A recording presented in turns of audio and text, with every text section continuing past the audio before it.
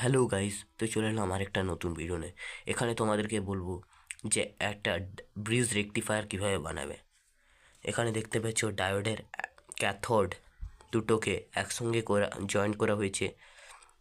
দুটোকে জয়েন করলে তারপরে এইদিকে দেখো দুটো অ্যানোডকে দুটো জয়েন করা হয়েছে। তারপর দুটো লেগ যেটা বেরিয়ে গেল, একটা অ্যানোড আর ক্যাথোড দুটো একসঙ্গে জয়েন করে এখান থেকে একটা সাপ্লাই, এইদিকেও এরকম। এখান থেকে ট্রান্সফরমারে গেল, দেখতে পাচ্ছ 12। তারপরে এখান থেকে আবার গেল 12, আর জিরোটা ক্যাপাসিটারের মাইনাসে। এখান থেকে ক্যাপাসিটারের মাইনাস ভোল্টেজে মাইনাস চলে গেল, প্লাস ভোল্টেজে প্লাস চলে গেল। এখান থেকে 12 ভোল্ট মাইনাস বেরোলো, এটা থেকে প্লাস বেরোলো। গ্রাউন্ডটা গ্রাউন্ডে ঠেকে দিলে একসঙ্গে ক্যাপাসিটারের দুটোকে প্লাস মাইনাস নেগেটিভ পজিটিভ একসঙ্গে জয়েন্ট করে নিলে, তারপরে এখানে প্লাস মাইনাস নিলে ভোল্টেজ বেরিয়ে গেল। এভাবে 12 0 12কে 12 ভোল্ট, এটাতে প্লাস, এটাতে 12 ভোল্ট মাইনাস, আর এটা গ্রাউন্ড,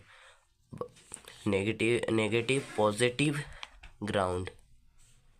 যদি ভিডিওটা ভালো লেগে থাকে তাহলে একটা লাইক এবং সাবস্ক্রাইব করে